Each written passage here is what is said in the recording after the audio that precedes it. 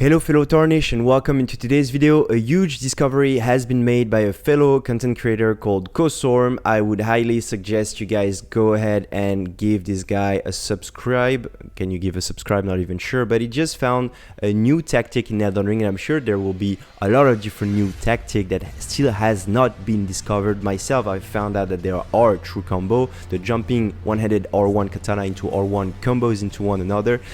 What other combo lies ahead? What other secrets are there to be found? Probably a lot. There's a lot of weapons we still haven't seen, and we're just going to check his video out. It's only 2 minutes and 35 seconds long, but this discovery is probably going to revolutionize a little bit the way we play the Souls PvP games. I mean, the Soulsborne Ring PvP games.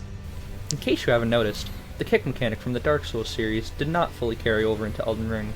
So for those who don't know, that kick mechanic is very strong to get rid of shields. You can like break almost instantly someone's guard with a shield if you kick them. Up until this in Dark Souls 3. The only known way to do a kick attack was to use the bare fist Ash of War. Although it was a very effective tool against shielded users, it ultimately lost some of its usefulness due to it being locked to your bare fist. The problem with being locked to your bare fist is that people can see it coming. You know, it's very telegraphic. You go bare-fisted. People know you're going to kick them if they're blocking with your shield and they see you with no weapons, right? It's very telegraphic. It's very easy to predict and to anticipate. And also the problem with that all kicking mechanic, even in Dark Souls 3, was not really reliable, because sometimes you would want to do a kick and it would not work, and sometimes you would not want to do a kick and it will do a kick. You might also remember in the Souls series how weapons such as fast curve swords, that's what he's talking about right here, had their own special kick mechanic. In the case of the fast curve sword, your kick attack was a fast backflip that saw you swing your sword around you as you made distance from your opponent. Also, for no reason, that kick mechanic that he's talking about, so the special move in Dark Souls 3, the backflip had like 100% poise, like you could not interrupt it whatsoever. In Elden Ring, until this point, the special backflip as well as other kick attacks were assumed to be removed. On the contrary, the backflip is back and better than ever in a brand new form, the charged R2 feint. So look at how it does it. So basically you charge your R2, and up until the last moment you can press circle and, you know, do a complete different trick that will put you back into cover. And this is a huge tool that people that are dex users or fast weapon users can use, and it's on the curved sword, but who knows what other weapons have special hidden mechanic that we don't know. There's a lot of weapons we haven't been able to experience, such as ultra great swords, such as ultra great hammers. I'm sure there are also many weapons that we don't know. I'm sure special boss weapon will have special moveset and special tools that you could use. And when you think about it, the game has been in development for about 4 years now, so they really had time to evolve from Dark Souls 3, even taking some implementation from Bloodborne. I just had a big discussion with Scorched Knight a few days ago. The podcast will be up probably this week or next week, where in Bloodborne the true combos were hidden. It was not just R1 combos into another R1. It was like maybe a R2 combos into a R1 or R2 combos into a L2, etc, etc. So there was like a lot of little hidden combos here and there, and in Elden Ring I'm sure there's like tons of mechanics that we haven't seen. Surprisingly, nobody else seems to have discovered this. Yeah, crazy. That's actually crazy.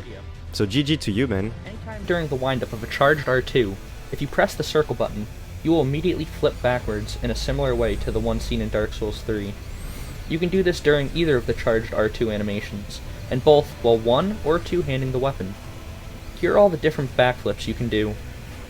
So this is actually pretty huge, because let's say you are a curved sword user and you're facing a heavy tank build, and that's something that kind of worried me when I saw like how much poise is going to be strong. And you can be super poised out only if you have a strength build, because your equipment load and the amount of poise you can accumulate is tied to your strength. But if you're like a dexterity based build, you're not going to be able to accumulate poise, and you will always lose the trade against a heavier strength user. But with that tactic, that opens up the realm of possibilities to outplay one another, because you can you know, start to attack, feign an attack, the person think he can punish you and goes for an R1 or any other attack, and then you feint at the last moment, you hit him and you get back into cover, and this is just like huge. And that also, why is it so big? Because it really shows a little bit of the depth of the fighting system that has been developed around Elden Ring, and a fighting system and a depth of you know, movement we can experience and do that has not been met so far in the Soulsborne Ring community, which is huge. I mean, for PvP, wow, it's Direction of the flip, while unlocked to any opponent, like so. You may be asking, well, what does this mean for PvP?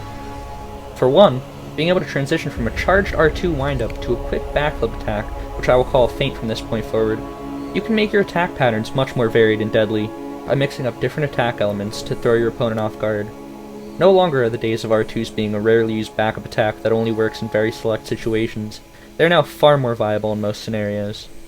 Due to the ability... And I would like to add that the other reason why R2s and why many other type of attack are going to be viable in Elden Ring is that you're not going to capitalize that much on just one single R1, because any R1 can be rolled away unless you get like blendered away by a gank, right, or something like that.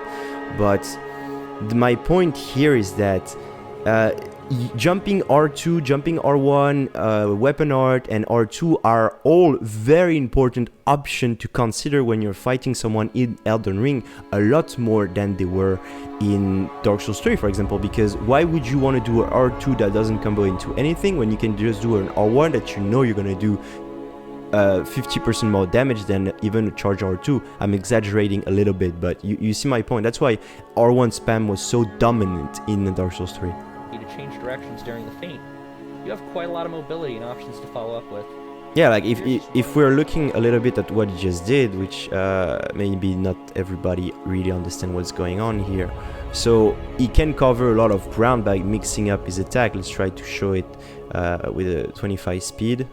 So what he does, so he charges R2, he changes the position of his character, press circle, press R1, and then there's like another one where he does like a feint into a backstep R1.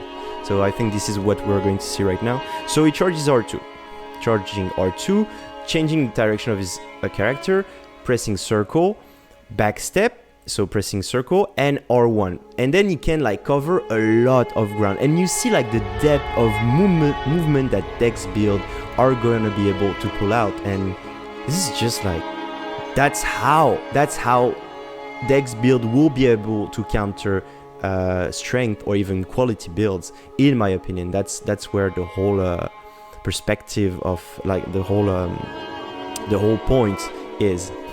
Due to the ability to change directions during the feint, you have quite a lot of mobility and options to follow up with. Here's just one example of a chain of inputs that can be used to quickly turn back and catch your foe using this feint.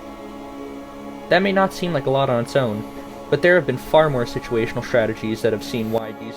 So yeah, same here. I'll just explain it for people who don't really understand what's going on here. This is from Dark Souls 3, so not at all from Elden Ring.